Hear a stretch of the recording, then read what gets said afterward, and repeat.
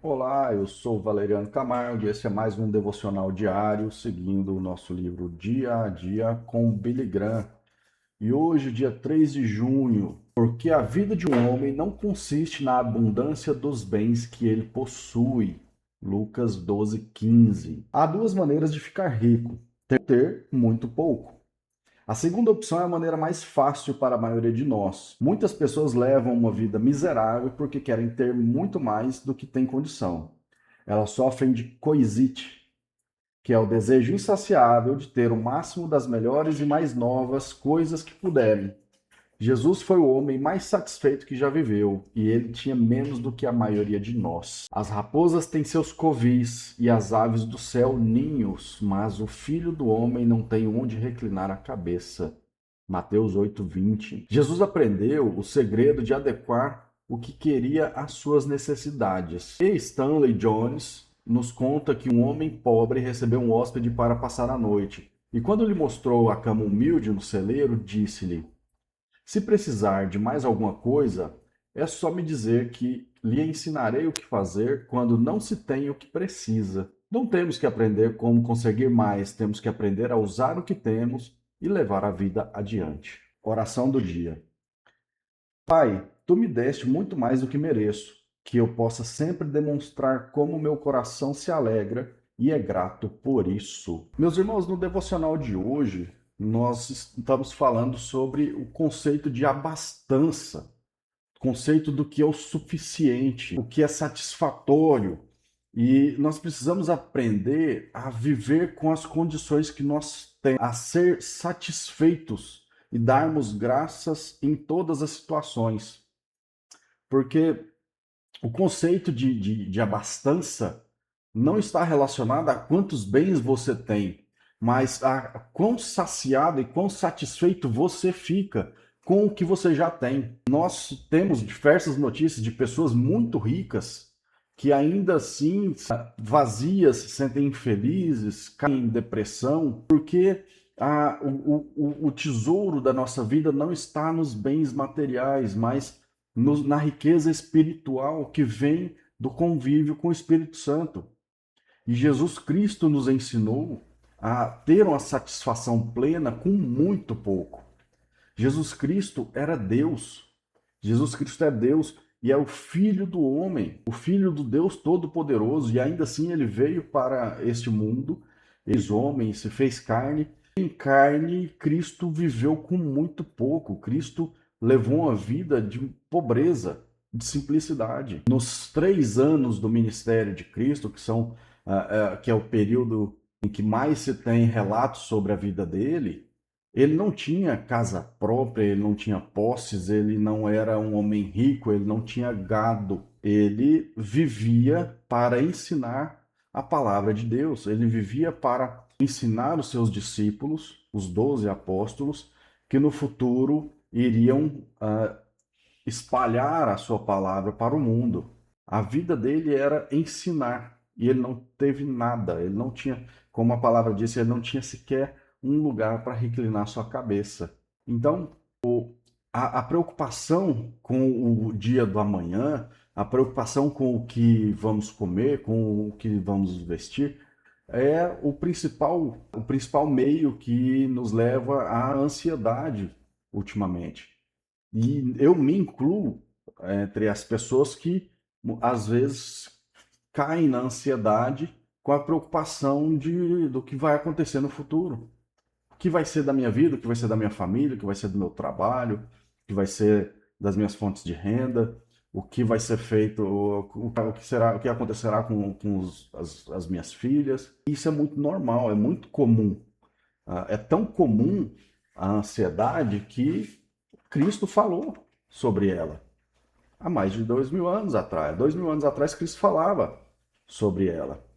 Então, nós precisamos aprender a lidar com isso. E a abastança, ela é um conceito que é ensinável, que pode ser aprendido. Principalmente ela demanda de aprendizado, porque o próprio apóstolo Paulo, na carta aos Filipenses, ele falava que aprendi a viver contente em toda e qualquer situação.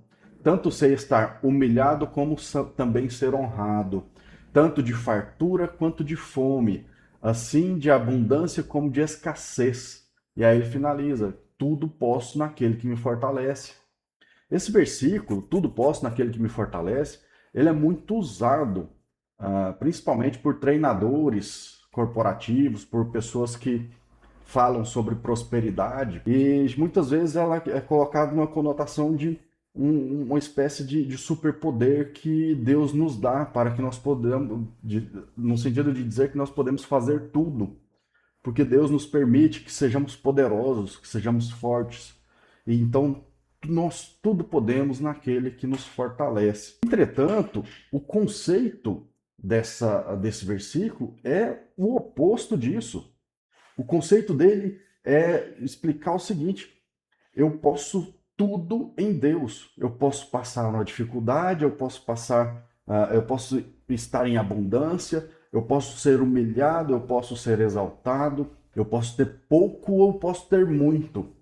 Em tudo eu sei viver porque Deus assim me dá a condição, porque Deus me fortalece. Tudo posso suportar naquele que me fortalece. Esse versículo ele fala muito mais sobre a adversidade, sobre a dificuldade, do que sobre a abastança, do que sobre força. É mais sobre fraqueza do que sobre força. É mais sobre a falta do que sobre a abundância. Porque quem pode agradecer a Deus, quem pode louvar a Deus nas dificuldades, quem pode louvar a Deus na humilhação, quem pode louvar a Deus na fome, na diversidade, ele pode tudo. Ele pode tudo. Ele conseguiu atingir uma paz de espírito tão grande que ainda na prisão ele conseguia se sentir abastado, ele conseguia se sentir pleno, porque ele estava com o Espírito Santo, ele conseguia conviver com o Espírito Santo de uma forma tão harmoniosa que ele simplesmente falava: tudo posso naquele que me fortalece. Então nós temos que entender quais são esses valores e temos que priorizar os valores espirituais acima dos materiais. Antes, buscarmos o reino de Deus. Buscai primeiro o reino de Deus e a sua justiça, e tudo mais vos será acrescentado. Como está escrito em 1 Timóteo 6, de 6 a 8. De fato, grande fonte de lucro é a piedade com o contentamento, porque nada temos trazido para o mundo, nem coisa alguma podemos levar dele, tendo sustento e com o que nos vestir, estejamos contentes. Se temos do que nos alimentar e o que vestir, devemos estar contentes.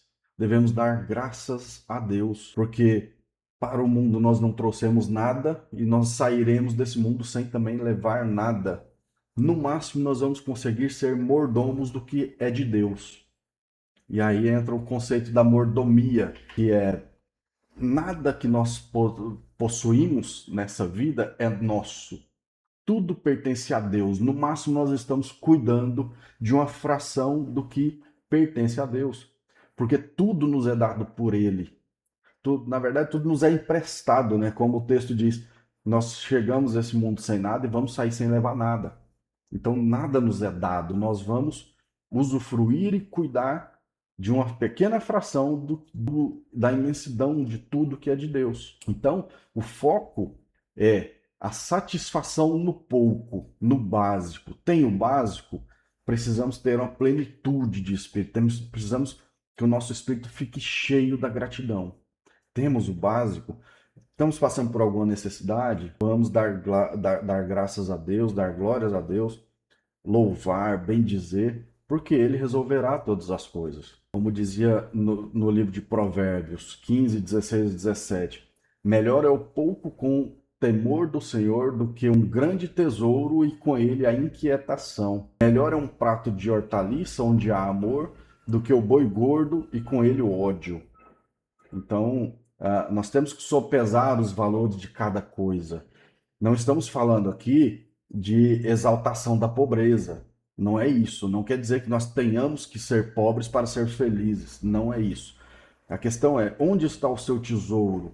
Onde nós guardamos os nossos tesouros? Porque onde está o nosso tesouro, lá está o nosso coração. Nosso tesouro está nas coisas do mundo, nós estamos passando o nosso dia correndo atrás de bens materiais, correndo atrás do dinheiro. Nós precisamos de dinheiro para pagar as nossas contas. Nós precisamos pagar a conta de luz, de água, o aluguel, precisamos nos alimentar, precisamos de um meio de transporte. Isso é necessário e para isso Deus nos manda também ser diligentes e trabalhadores, trabalhar como as formigas. E mas o nosso coração, ele está só no dinheiro? Vivemos pelo dinheiro?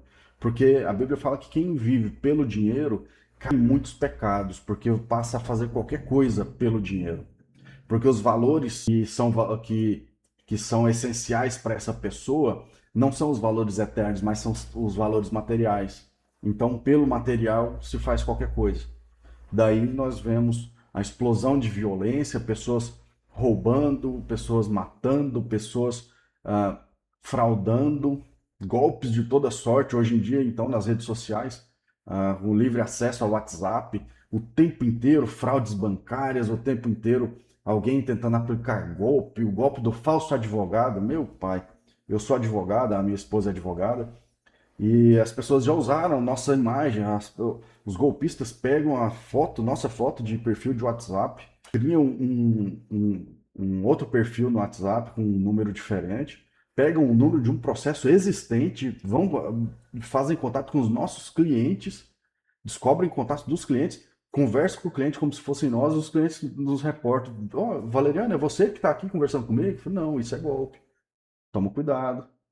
Então é golpe para todo lado, porque as pessoas querem saber só do dinheiro, não importa o quanto eles terão que prejudicar outras pessoas para conseguir esse dinheiro. E é sobre isso que eu estou falando, é esse amor ao dinheiro é que deve ser evitado. Nós temos que fugir desse amor. Nosso amor deve ser entregue a Cristo.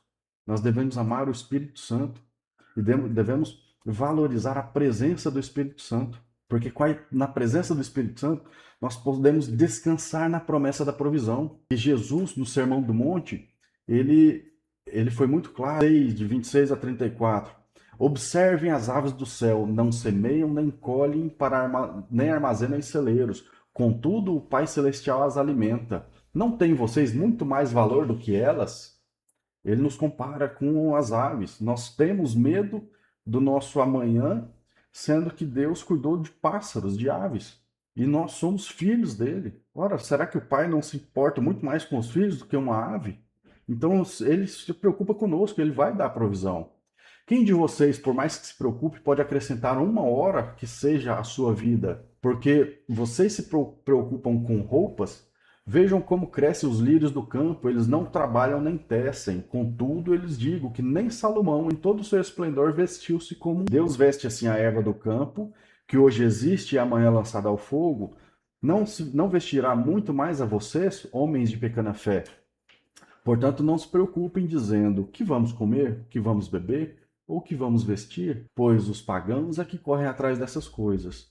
Mas o Pai Celestial sabe que vocês precisam delas.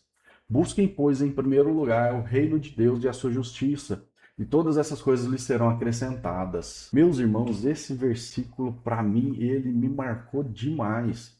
Ele tem, o Espírito Santo tem martelado esse versículo na minha mente há muito tempo. Todas as vezes que eu me pego ansioso, todas as vezes que eu fico preocupado, principalmente com questões financeiras, o Espírito Santo me traz esse versículo à mente. E traz em forma de música, uma música que eu ouvia na igreja quando eu era criança e marcou. Buscai primeiro o reino de Deus e a sua justiça, e tudo mais vos será acrescentado. Meus irmãos, esse versículo me traz paz. Ele me traz paz. E foi por meio desse versículo que eu comecei esse trabalho de gravar os devocionais. Foi por meio desse versículo que eu comecei a entregar a primícia do meu dia, a entregar os primeiros minutos do meu dia a Deus. Eu acordo, ajoelho na beira da minha cama e vou orar. Eu oro, de joelhos, eu me coloco porque é a posição em que eu reconheço que eu sou pequeno, que eu sou frágil, que eu não sou nada diante do Deus Todo-Poderoso. Então é a posição de reverência, a posição em que Eu me coloco como um pecador falho, fraco, diante de um Deus todo-poderoso, amoroso, gigante, que tudo pode. E a partir da premissa, da entrega dos primeiros minutos do meu dia, eu passo a orar durante todo o dia, um pouquinho, a cada momento eu vou orando, vou conversando com o Espírito, vou pedindo sabedoria, vou pedindo orientação, vou pedindo direcionamento, vou pedindo que Ele cuide de mim, que Ele cuide da minha família, porque eu sou dependente dEle. Eu sou dependente dEle e estou agora buscando primeiro o reino de Deus.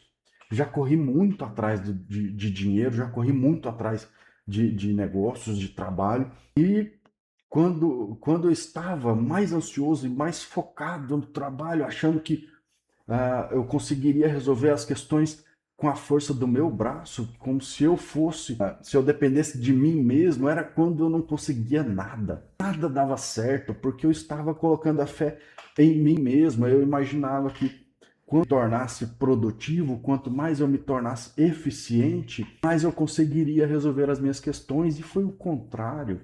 Foi um desastre total. Eu só consegui me organizar e ter paz quando eu comecei a descansar no Senhor. Não quer dizer que eu parei de trabalhar, não quer dizer que eu parei de fazer as minhas coisas e o dinheiro começou a cair do céu. Não é isso. É que quando nós começamos a buscar primeiro o reino de Deus, ele organiza a nossa vida. Nós buscamos primeiro o reino de Deus e a sua justiça. Todas as outras coisas, elas são acrescentadas. Claro que são acrescentadas por intermédio do meu trabalho, porque eu estou atuando, porque eu estou trabalhando, porque a minha esposa trabalha, porque ela direciona, porque ela aconselha.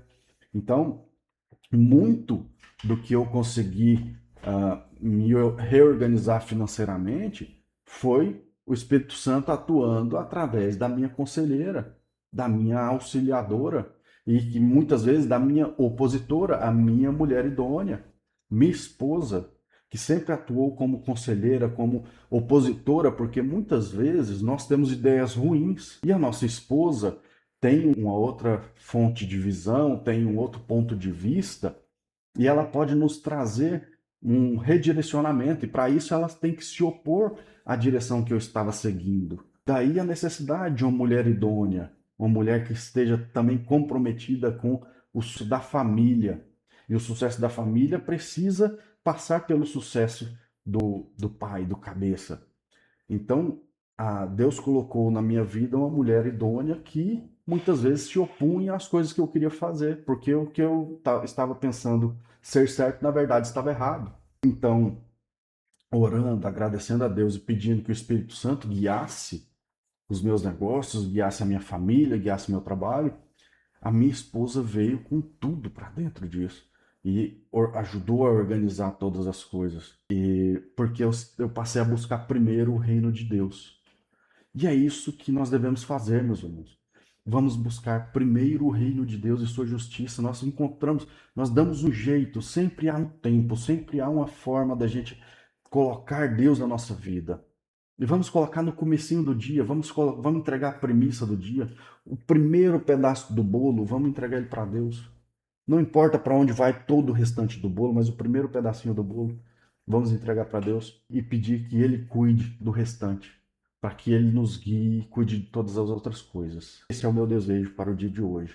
Meus irmãos, busquem primeiro o reino de Deus e sua justiça, e tudo mais vos será acrescentado. Até mais.